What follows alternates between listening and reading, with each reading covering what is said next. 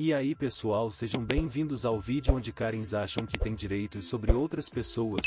Caso você tenha uma história interessante, escreva nos comentários que ela poderá aparecer no próximo vídeo. Minha avó tenta tirar vantagem da minha família, e não consegue por um golpe de sorte do meu pai. Não é uma história suculenta, mas se encaixa nos critérios. Além disso, nunca postei uma história antes. Desculpe se minha narrativa é uma merda. Pessoas importantes na história: avó, G, avô, G, pai, F, tia, tá. Também por invalidez nesta história. Estou falando do seguro por invalidez. Cenário: Arkansas e Oregon. A história: então, em 2018, meu pai largou o emprego em uma loja de armazéns porque seus turnos de 12 horas, andando em pisos de concreto, destruíram suas pernas. Isso nos fez perder mais de 2/3 de nossa renda. Eu tinha 13 anos na época, então não havia muito que eu pudesse fazer, nem minha irmã, que era apenas um ano mais velha, pedir invalidez, pois era a única forma de ele conseguir renda para nós. Enquanto, nesse meio tempo, minha mãe acabou sendo o ganha-pão da casa, com míseros 40 mil ano. Os médicos continuaram se recusando a escanear suas pernas, então ele teve dificuldade em conseguir seguro de invalidez. Ele teve que usar uma bengala, e ainda usa até hoje. Foi devastador, mas 40k ano da minha mãe foram suficientes, graças a uma coisa. Eu sei o que você está pensando: como sobrevivemos como uma família de 4 por 40k ano? Bem, nossa avó era dona da casa em que morávamos, então não pagávamos um centavo pela casa, o que tirava muito peso de nossos ombros. Meu pai tentou e tentou de novo, mas os médicos examinando seu corpo não examinavam suas pernas, impedindo de obter dinheiro para invalidez. Em meados de 2020, ele foi rejeitado quando se candidatou pela primeira vez para invalidez, já que sua educação poderia lhe render um bom trabalho. Ele abandonou o ensino médio. Lembre-se, isso irritou, já que ele não conseguia obter renda alguma, e ele odiava isso. De qualquer forma, durante esse tempo, minha irmã, com a ajuda de meus avós que moravam em Oregon, foi para Oregon por algumas semanas. Na época, a casa dos meus avós tinha EG, GIA, e quando ela voltou, ela estava dando a entender que não queria voltar. Segundo ela, tudo estava coberto de mofo, era gorduroso e, aparentemente, todos que moravam ali tinham algum tipo de ódio uns pelos outros, principalmente EG e GVSA.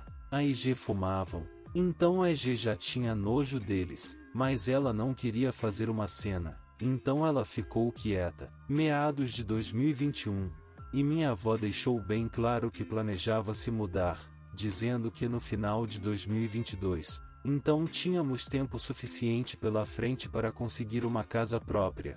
Bem, pensamos, pelo menos.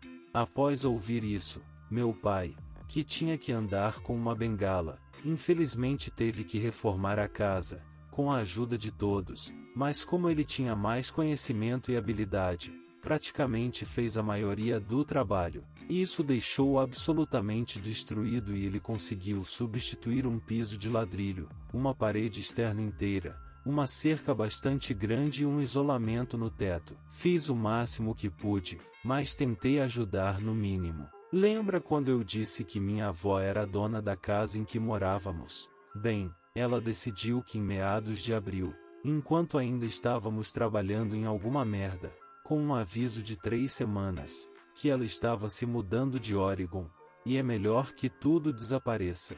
G não iria junto, já que a casa deles em Oregon ainda precisava de alguém para estar lá, e ele ainda não estava aposentado. A não era confiável sozinha lá, já que ela não estaria lá nem metade do tempo. Então ele tinha outro motivo para ficar. De qualquer forma, EG estava praticamente nos expulsando, mas seu plano era e mais complexo. Ela queria nos controlar, pois sabia que não conseguiríamos comprar uma casa com apenas 40k ano. Ela queria que viéssemos implorar para nos permitir voltar para casa, para que ela tivesse controle absoluto sobre nós, pois sabia que não gostávamos de ficar sem teto. Ela sabia que meu pai não queria simplesmente abandonar tudo em que havia trabalhado, já que nunca teve um segundo para aproveitá-lo. Ela sabia que eu e minha irmã não conseguiríamos emprego, pois tínhamos uma carga de trabalho enorme tanto com a escola quanto com a casa. Todos nós sabíamos disso, e ela sabia que seria nosso destino, ou assim ela pensava. Na verdade, meu pai havia obtido deficiência com sucesso alguns meses antes e manteve seu bônus para uma situação como essa, mas para um raciocínio mais baseado em tornados, já que Arkansas havia sofrido muitos tornados naquela época. Com apenas uma semana de busca, conseguimos uma casa a cerca de meia hora de distância e imediatamente começamos a trabalhar na mudança. Minha escola usava o Google Sala de Aula, então pude perder alguns dias enquanto ainda fazia os trabalhos escolares. Como estávamos completamente acomodados em nossa nova casa, cerca de 2 semanas após encontrar a dita casa, e eu estava lá para ouvir, meu pai recebeu uma ligação. Adivinha quem era? Por exemplo, este é um vai e vem entre EG e F. Asterisco papai atende. EG, então, como vocês estão? Sentados em um abrigo para sem-teto? Ou mesmo em uma unidade de armazenamento? Claro, esperando um sim. F. Asterisco meu pai ri bastante. Bem, na verdade, conseguimos uma casa dentro do prazo e não precisamos seguir suas regras, pois todos conhecemos seu plano. EG, como assim? Você não pode pagar por isso. Sua família ganha algo em torno de $40 mil no máximo. F. Dê um palpite sobre quem recebeu benefícios por invalidez? Asterisco silêncio por cerca de 10 segundos. EG, você vai ter uma casa ou não? Sua bunda precisa terminar de reformar este lugar. Pelo que posso ver, ainda falta algum isolamento e você nem conseguiu terminar meu banheiro. Além disso, como você ousa esconder sua deficiência de mim? Eu sou sua mãe. Eu deveria ser o primeiro a ouvir isso. F. Se você tivesse nos dado tempo, isso poderia ter sido feito agora, mas no OO, tivemos que partir por 3 semanas. Além disso, o que você quer dizer com esconder minha deficiência? Está claro que andei por aí em uma bengala por 2 ou 3 anos. Isso estava prestes a acontecer. Asterisco EG resmunga alguma coisa e desliga. Algumas semanas depois, ela se estabelece em Arkansas, já que todos agem como se nada tivesse acontecido, mas EG decidiu que era hora de tentar manipular meu pai para fazê-lo continuar trabalhando na casa, já que estava longe de terminar. Ele não tinha muito o que fazer, então aceitou, sabendo que estaria com 3 dias de dor para fazer, já que tinha que andar com uma bengala metade do tempo. Ela tentou isso de novo, mas nós meio que ignoramos depois de um tempo, até que um dia, por volta das 11 horas, ela tentou fazer meu pai trabalhar no telhado em vez de cuidar de minha irmã que estava no hospital. No telefonema, ela agiu como se sua casa fosse mais importante do que o batimento cardíaco de minha irmã chegando a 213. Ele explicou a situação minuciosamente. Então ela sabia o que estava acontecendo com minha irmã, mas ela decidiu que sua própria vida era mais importante do que a dela e tentou ignorar a situação. A conversa acabou mal, mas ela estava cavando um buraco para si mesma, não nós. Ela realmente queria voltar para Oregon naquele momento. Após a pequena discussão com ela, G ligou para meu pai, para não se divorciar de EG, que ele foi retirado do testamento, claramente sem saber a história completa. Esse era um dos planos da EG, nos fazer implorar de novo. Agora, sim, eles ainda tinham a casa em Oregon e não planejavam vendê-la tão cedo, mas ela já havia derrubado algumas coisas pesadas, como seu trator, então era ou ela vende, ou ela fica. Ela segurou por um pouquinho. Ela tomou sua decisão após passar o Natal sozinha, já que ninguém no Arkansas que tinha uma conexão social com ela, praticamente minha família, gostava dela. Ela percebeu que sua personalidade assertiva estava alcançando, e foi isso. Logo ouvimos que a foi expulso depois que a G voltou para Oregon, e acreditamos que foi porque a G tinha que gritar com alguém, e não estávamos lá para receber gritos. Ela acabou conseguindo um apartamento, mas não falou mais com eles, que eu saiba. E isso é o mais longe que chegou, até agora. Nesse ínterim, comecei a 11ª série com 15 anos no outono passado e, atualmente, vou terminar em breve. EG está voltando para o Arkansas nestas férias de primavera, então irei atualizar se houver merda suficiente acontecendo, pois tenho certeza que ela tentará fazer alguma coisa. Espero que eu não me julgue dizendo isso. Também não estou no Reddit com muita frequência, então não espere respostas de cada comentário também. Um garoto idiota me agride, faz meu amigo quase ficar cego e quebra a própria perna no processo. E de acordo com a mãe com direito, a culpa é minha. Então moro em um bairro bem grande, com um parque bem no meio. O layout do parque é simples, à esquerda, um parque infantil, à direita, um grande edifício aberto chamado pavilhão. Volte para quando eu tinha 12 anos, curtindo a vida e saindo com meu melhor amigo, vamos chamá-lo de Ira. Ira e eu estamos apenas curtindo nosso sábado, e após jogar alguns Black Ops 2 zumbis, fomos deuses aliás, decidimos ir ao parque, pois é apenas cerca de 3 minutos a pé. Caminhamos até o parque para ver quem está lá. Brincamos no playground e vamos para um acampamento que montamos na floresta atrás do pavilhão. Chegamos alguns minutos antes da mãe com direito, Tim e seus filhos idiotas, TK1, IK2, IK3, que estão decididos a arruinar nosso dia. A primeira coisa que Ira e eu fazemos é sentar no trepa-trepa e conversar sobre o que fazer. Enquanto falamos sobre nossos planos, falamos sobre um balanço de pneu que deveríamos montar na floresta. Nota lateral, nós colocamos o balanço do pneu no final daquele mês e ainda está lá hoje emoticon sorrindo, e quando estamos prestes a ir para o pneu que encontrei para pendurá-lo, avistamos 3 crianças correndo em direção ao estacione um pouco na frente de sua mãe. Eles estão todos segurando armas Airsoft, capacetes e óculos de proteção. Isso foi antes da proibição do Airsoft naquele parque, então não pensamos muito nisso. As crianças chegam lá, mas não marcam perímetros ou vão para o campo aberto para brincar. Ao invés disso, decidem agir como atiradores e escalar o topo da porra do pavilhão. Em para de tentar alcançá-la e está fazendo uma ligação para provavelmente outra de suas amigas vadias, e ela não vê ou não se importa com seus filhos escalando troncos de suporte para chegar ao topo de um telhado de chapa de metal do qual eles poderiam facilmente escorregar ou talvez até cair. Uma coisa que vou dar aos Zix é que eles eram acrobatas de merda, não tenho ideia de como eles conseguiram chegar lá em cima. Ira e eu observamos o trio IK subir pelas paredes para chegar ao topo do pavilhão. A essa altura, nos perguntamos o que eles farão agora e, é aqui que fica realmente interessante. As crianças apontam suas armas e apontam para nós. Felizmente, o Airsoft não tem exatamente a maior precisão de deslocamento, então a maioria de seus tiros erra por uma milha. Mas Ira e eu não corremos para nos proteger enquanto gritamos para eles pararem. E enquanto corremos, Ira consegue ser atingido no olho por um bebê, que acabou fazendo com que perdesse a visão do olho esquerdo por 2 semanas, e deixando seu olho vermelho sangrento nojento, como qualquer um faria após ser atingido no olho por qualquer coisa.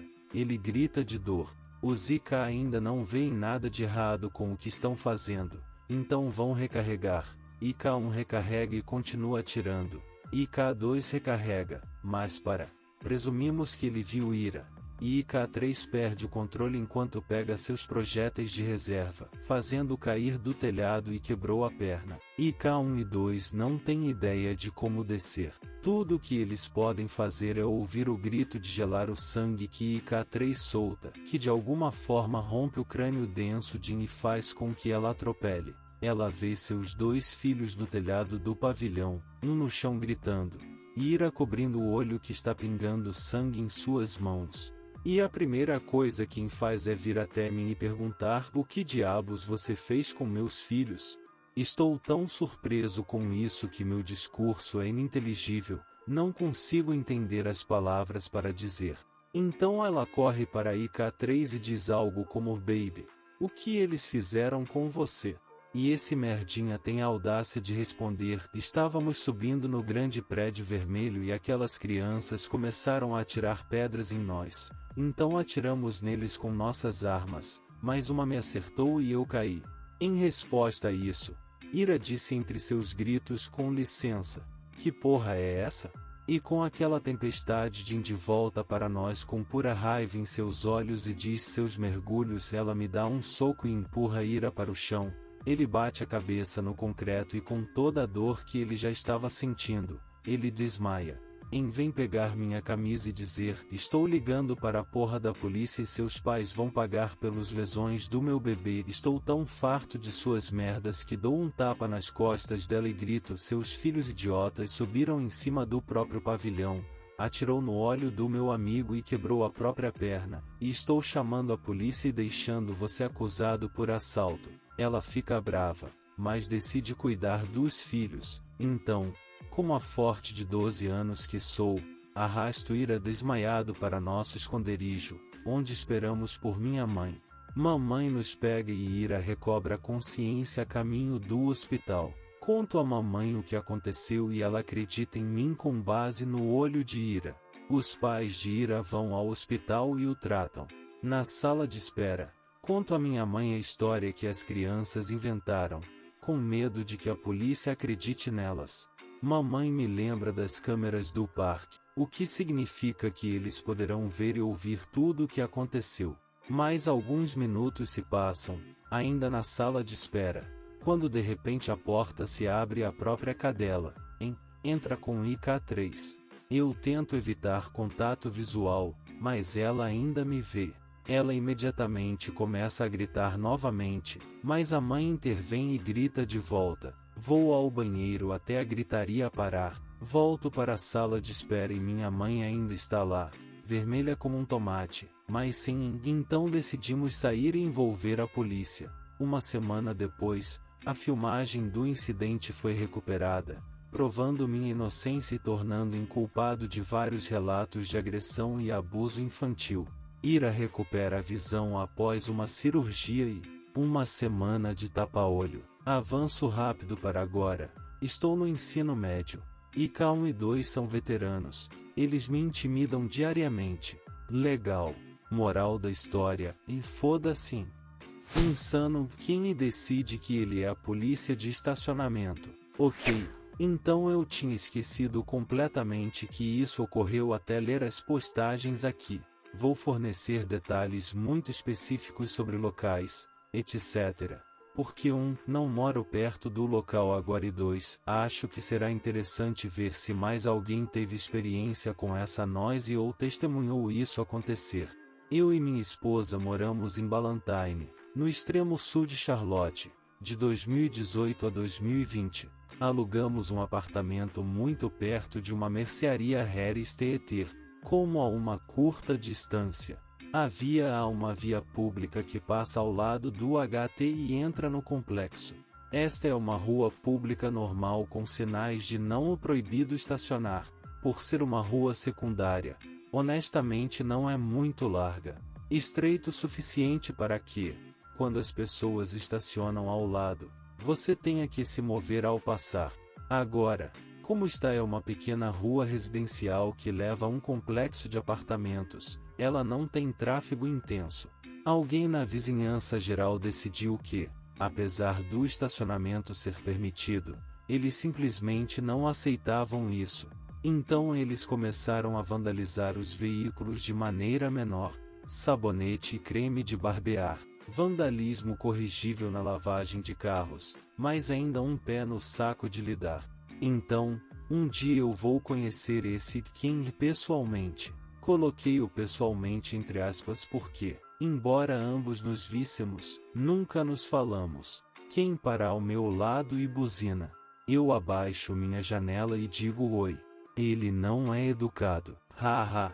Eu o informo depois de seu pequeno discurso retórico que 1. Estou estacionado legalmente. 2. Não estou me movendo. Isso é muito mais satisfatório para ele. Então ele deita em seu chifre, e continua a deitar nele. Os minutos estão passando. Os clientes estão olhando. O garoto do carrinho finalmente vai chamar o gerente. Quem ainda está buzinando quando o gerente do HT vem até minha janela e pede desculpas. E então, na verdade, me agradece porque esse absurdo pessoal finalmente permitiu que eles identificassem o vandalizador e fizessem acusações. Toda a conversa comigo ocorre enquanto quem continua buzinando. Quem só desiste quando esta montanha de 6x4 de um homem caminha até seu carro e informa que ele já ligou para a polícia e ele pode ficar para falar com eles ou fazer com que eles o persigam com base no número da placa. Quem escolheu o último e a buzina parou. Minha esposa saiu do HT apenas quando a buzina parou e estava completamente alheia a tudo. Quem teve sorte de eu estar devidamente medicado na época. Há momentos em minha vida em que o comportamento dele o teria levado a uma hospitalização e a minha prisão. Estou feliz por crescer. Espero que quem também. Haha. Espero que você tenha gostado. Compartilhe, se inscreva no canal para não perder os próximos vídeos.